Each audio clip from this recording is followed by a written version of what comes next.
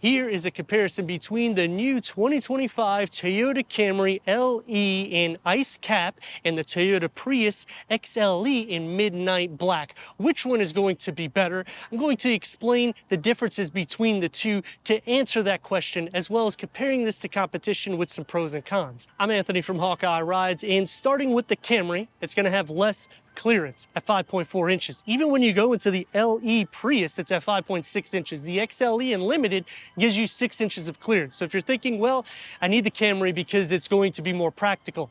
Well, ground clearance, it's actually better on the Prius. Standard LED headlights, daytime runnings that integrate into the top portion of the grille, keeping the same structure as the Prius except for the lower.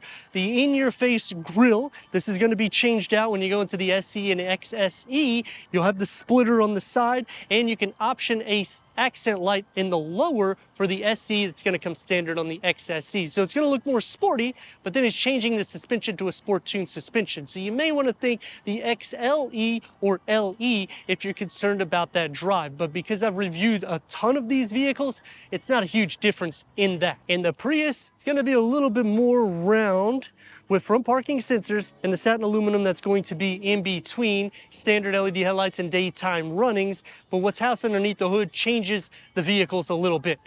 You're going to have a 2.0 liter four-cylinder hybrid going into the Prius, paired to the eCVT transmission. That's producing 194 horsepower with the front-wheel drive configuration that we're showing today, up to 196 horsepower, which is over 60% more horsepower. That's up from 121 horsepower than the prior gen. Torque is around 20% more. You're at 139 pound-feet. This vehicle is crazy. That literally sheds around 3 seconds to the 0 to 60, making this a cool hybrid car, which, I mean, let me know what you think about that in the comments, because I'm sure all your friends that had a Prius before 2023, you were making fun of them, saying, oh, you're just trying to get great MPGs, which you get that. 52 MPGs for the city, 52 MPGs for the highway, a combined of 52. Set with these 19-inch wheels that will be standard on the XLE and the Limited. 17-inch wheel will be on the LE, whereas the Camry, 16-inch wheels, 18-inch for the SE, up to a 19-inch wheel, sport-tuned suspension, so it sounds a little bit more sporty. Well, underneath the hood gets a 2.5 liter four-cylinder hybrid in its 5th generation with 225 horsepower for the front-wheel drive is what we're showcasing, 232 horsepower for the all-wheel drive paired to the same eCVT transmission. Now, you're probably thinking, well, MPGs, that's where it's at. Well, all of the Camrys are now hybrid. So you're getting 53 MPGs for the city, 50 MPGs for the highway with a combined of 51 MPGs. So when you're thinking about the two for practicality, I mean, you can go either or, maybe a little bit more hip or a little bit more grown up. But then you also have to add 163 pound-feet of torque to this model. And when you're putting that in perspective, that's 31 horsepower more than the Prius. Over 12 inches longer and around 3 inches longer wheelbase. So it's going to have more space in for the back seats, but you're going to lose a little in cargo because that's a hatchback, whereas this is a sedan. Now, the LE can option a moonroof. The SE can as well. The XLE and the XSE gets a pano moonroof as an option, as well as a 360-degree reverse camera and bird's eye view. Standard Toyota Safety Sense 3.0 with pre-collision and blind spot monitoring, so the safety has been taken care of on both because you're going to get the same Toyota Safety Sense. The rear here is going to have C-structure tail lights with the Camry badging. It gets blacked out for the SE. The XSE will get a plate that's black behind it. Dual exhaust that's exposed go into the SE and the XSE. And as for the Prius, you know from my reviews, I am a huge fan of hatchbacks because they just give a little bit more space and it looks a little bit more sporty. They also have some Easter eggs that's found throughout. So the front windscreen will have the hybrid reborn as well as underneath the hood that you've already saw, and some Easter eggs that's found in the interior, as well as the Prius script that's going to be on the rear window. 2 inches lower is the roof line, giving a lower center of gravity, so both vehicles are going to drive a little bit different than the prior gen. LED taillights, and I like that they give you the grille pattern that basically spins across the whole rear. With the Prius script, the lower keeps the exhaust unexposed, and that's to be expected. But because it's actually better than the prior gen, meaning 22 and under, I kind of wish that they made it a sport trim similar to the Camry. I mean, let me know what you think about that in the comments. And now to answer the question, which one is better? For me, I normally would say the hatchback, but in this case, I like the extra length, the extra power, and I'm getting basically the same MPGs. So if I'm going for the styling, I probably would tick the box for the Prius, but then the back seat is going to be too tight for some family members for me. We're all tall. So I would have to go into the Camry, probably tick the box for the SC. The XSE, I don't know, maybe I'll just do some aftermarket, so that way I would save on the MSRP. Quick release, going into 23.8 cubic feet of storage for the hatchback. That's for the LE. Now the XLE in the Limited is 20.3 cubic feet, which is going to be more than the Camry. You have a couple of nooks on both sides. Underneath the floor has some storage compartments. And because it's a hatchback and I'm tall, I'm going to split fold the rear bench in the back. It's going to maximize the cargo capacity at a 60-40 split, and it still encases the Easter eggs with the hybrid reborn on the side. Quick release for the Camry going into 15.1 cubic feet. Because it's a sedan, it's going to be a little bit less of an opening than the hatchback. Underneath the floor receives the spare tire, and you can split fold the rear bench in the back by pulling the tabs at a 60-40 split, and that's going to maximize the cargo to the new Camry. The XLE Prius gets 10-way power seat adjustment for the driver. Front seats are heated, ventilated goes into the Limited, 6-way manual seat adjustment for the passenger. And the dashboard is gonna keep the same style from the prior gen, except now we have 2 screen layouts with an 8-inch and a 7-inch. Let's fire it up.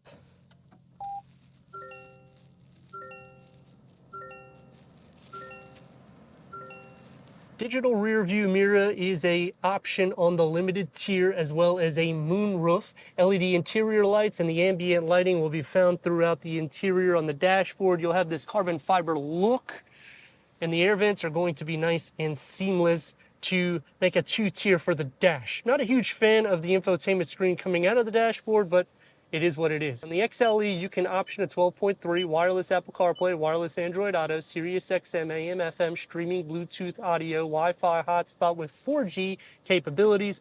Put it into reverse, you get a reverse camera. The trajectory does not expand, and there isn't any sub-menu to make it a little bit easier for your reversing. 360-degree reverse camera is an option on the Limited tier.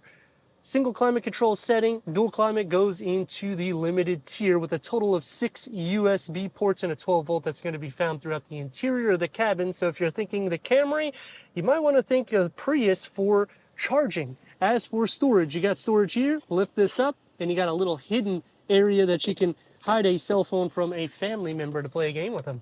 The key fob for the Prius.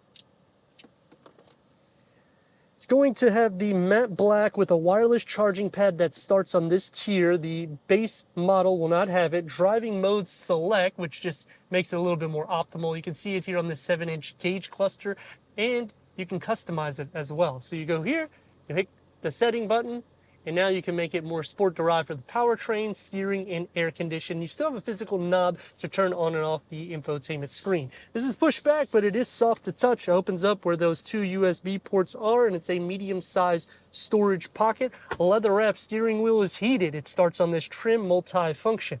You get the gloss black, and I do like the futuristic design that comes into the Prius with the standard 6 speakers. 8 speakers through JBL sound system will start on the Limited tier.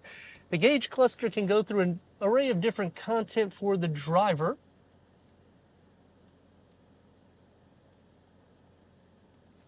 And as for headroom, it's actually pretty good with this hatch design. The same thing with leg space. They just carve out a ton of space in the Prius. Dashboard and door panel configuring together. It's going to be more of the everyday materials, software it needs to be, one touch up and down for the windows with a medium-sized storage pocket.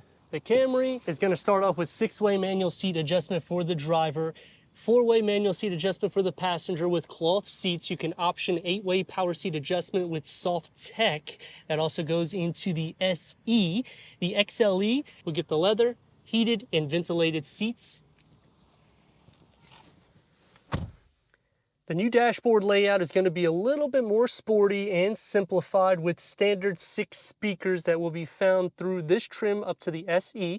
The XLE and the XSE gets the 9-speaker JBL sound system. Let's fire it up.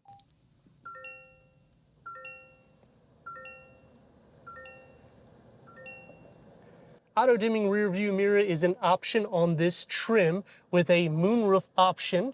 Pano moonroof goes into the XLE and the XSE. Gloss black is going to highlight the air vents going into the standard 8-inch infotainment screen with wireless Apple CarPlay, wireless Android Auto, Sirius XM AM, FM, streaming Bluetooth audio. Put it into reverse and we get a reverse camera. The trajectory will expand. And you got a sub-menu here. You can take the trajectory off, and you can also change the camera layouts to make it a little bit easier for you. 12.3 is a option for the SE. Dual climate control settings is standard, and you'll have the climate control in between with the driver focus layout, standard wireless charging pad, as well as a total of 5 USB ports and a 12-volt that will be found throughout the cabin with a large storage pocket and the key fob for the new Camry. Soft tech is going to be on the gear lever.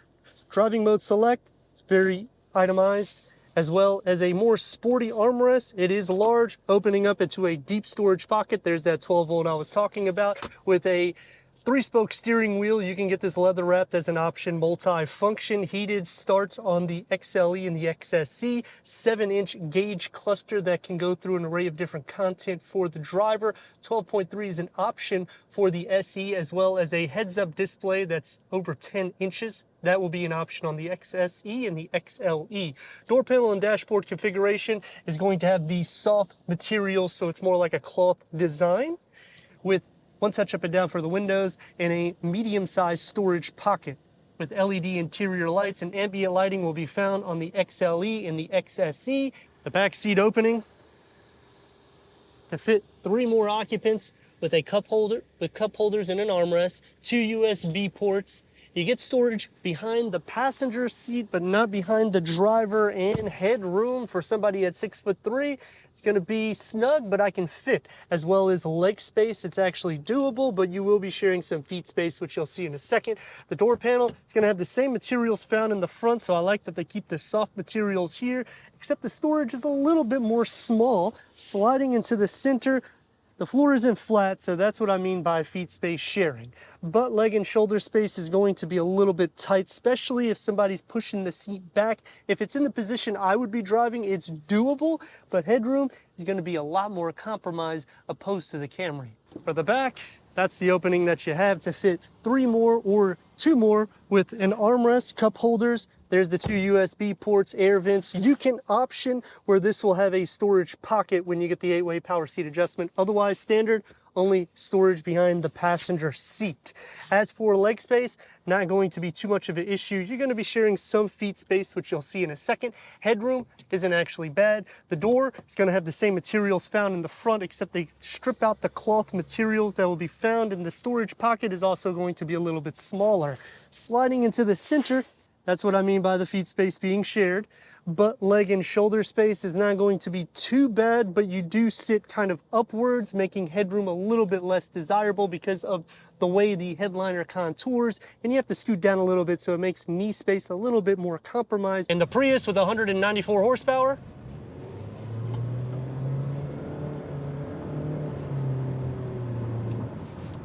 it's fun. I mean, 60% more horsepower, 139 pound-feet of torque. Yes, you are losing horsepower and torque when you're comparing it to the Camry.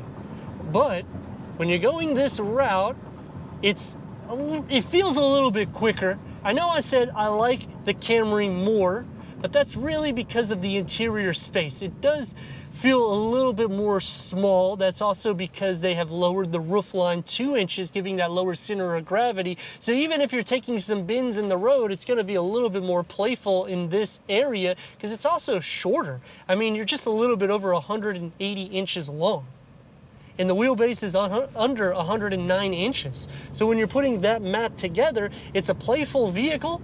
and yet it finally has power to match those great MPGs that everybody was talking about. Now, it will take me to some pros and cons. Starting off with the pros is when you go into the XLE, you pretty much unlock all the features that you need, but unfortunately, you do have to go into the Limited, which it starts ticking the price quite a bit in order to get heated rear seats, ventilated front seats. I mean, you're gonna be around 40 grand once you start featuring it up and going into the top tier. And going that route, I would say just tick the box for the SE on the Camry side and maybe add some aftermarket stuff. That way you could still save $3,000–$4,000. But then when you're going this route, you're getting more cargo, you're getting more ground clearance, and it's just as wide in the interior. Both are going to be standard with Toyota Safety Sense 3.0. I like the ambient lighting and that carbon fiber look through the dash. I dislike how the infotainment screen comes out of the dash. I wish it was more seamless. I think it's cool that they got hidden compartments and Easter eggs found throughout. The gauge cluster, I'm okay with it. It has that 80s vibe with kind of like a Star Trek look in the interior, but in the same category, it's not as viewable for me at 6'3". I have to either lower the steering column pretty low or raise it pretty high in order to actually see every single thing on it. The sit to this though feels like I have more headroom than the Camry, and I feel like a lot of that is also because we have the power seat adjustment, which if I went LE, I would tick the box for that. But in the same aspect, once you start ticking the box for features, you start going over $35,000 quick on a Camry. The Prius also feels a little bit more sporty in the cabin, but I guess the big problem that I have with both of them is you still have to option a ton of features, but you can't unlock standard features until you go up certain trim levels, which if you're going to make me option features and go up trim levels, maybe make it kind of an a la carte, or do it where I can get standard features on even a base tier. Well, let me know your thoughts on that. The drive is comfortable.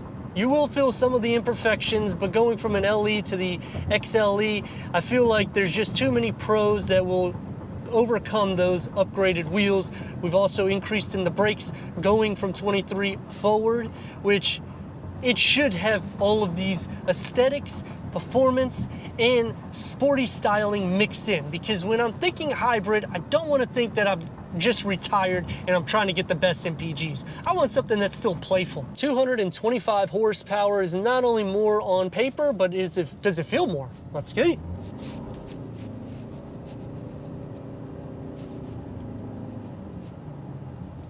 It goes quick, and both of them, not trying to be about all performance, but they give you that, and if you do mash on the gas, you're still getting over 50 MPGs. Both paired to the eCVT transmission, which is not a problem, but I obviously prefer an 8-speed automatic transmission and maybe a TRD or a GR, because then I'm unlocking a little bit more power and giving some difference between the trims. Because now, when you go Prius or Camry, both of them are basically going to be the same. More like family haulers to get better MPGs. And there's nothing wrong with that, because even going into Honda, you have to go hybrid in order to get all the features. Now that is a con to me here, because you only have 4 trims, in which you still have to tick the box for features, but you still have to go up trim levels to get some features standard. But on a Pro, you go Camry, you get a wireless charging pad standard. You go Prius, that's not going to be the case. As well as power seat adjustments, you can option that going into a base Camry. So there is a few more pros to the Camry, but I feel like the drive is going to be a lot more sporty going into the Prius, because the roof line has also been lowered 2 inches, giving us that lower center of gravity. Plus it feels more sporty because it's just a little bit over 180 inches long, opposed to over 190 inches long. The wheelbase being under 109 inches, it's not really a huge difference, around 3 inches less than this, but interior space is where it's at if you have a larger family like me. I do like the hatchback and the practicality that comes into the Prius, but in the same aspect, you have to look at a daily use when you're ticking the box for which vehicle you're going to choose. I dislike on the Prius that you have screens that just come out of the dash, whereas the Camry, they make it look a little bit more seamless and keep a sporty design in the interior. But even with daily use, this is going to be less in clearance than the Prius. But the wheels are going to be smaller, even going into a base tier. So a lot of people typically ask in the comments, I would probably go LE or XLE because I don't want to get that sport tuned suspension, and then I don't want to get upgraded wheels. Can I configure the differences in the wheel size to get the 16-inch? All of that can be yes, depending on the dealership. But it's not going to change a significant difference in the ride quality. Now, if you live where there's a lot of potholes, then there is some concern because you're gonna scratch or you can even bend the wheels. These are going to be a little bit more meat for the tires. So hence, the Toyota, just as a practical daily use vehicle and getting this many MPGs with charging ports, upgraded tech, upgraded safety, it's a home run for me. But that does lead me to the problem that I have with both vehicles, which you still have to go up tier base. But like I was saying, you still have to option features to make it fully loaded. If you're gonna do tier base, give us the option where it can be fully loaded, where we don't have to tick the box for this feature, that feature, especially when we get up into the top tier. And going back to the original question, like I've answered in the exterior, I have to go for the Camry because it's not only practical, but it ticks the box for everyday use, technology, safety, and it's basically the same MPGs, even though I like the ride better in the Prius. But let me know your thoughts in the comments, and if you're new to the channel, consider subscribing, check out the next video, merchandise, website, and Instagram. Leave a comment and a like, and I'd like to thank Gettle Stadium Toyota for giving us the comparison between the 2025 Toyota Camry LE versus the Toyota Prius XLE for our car review.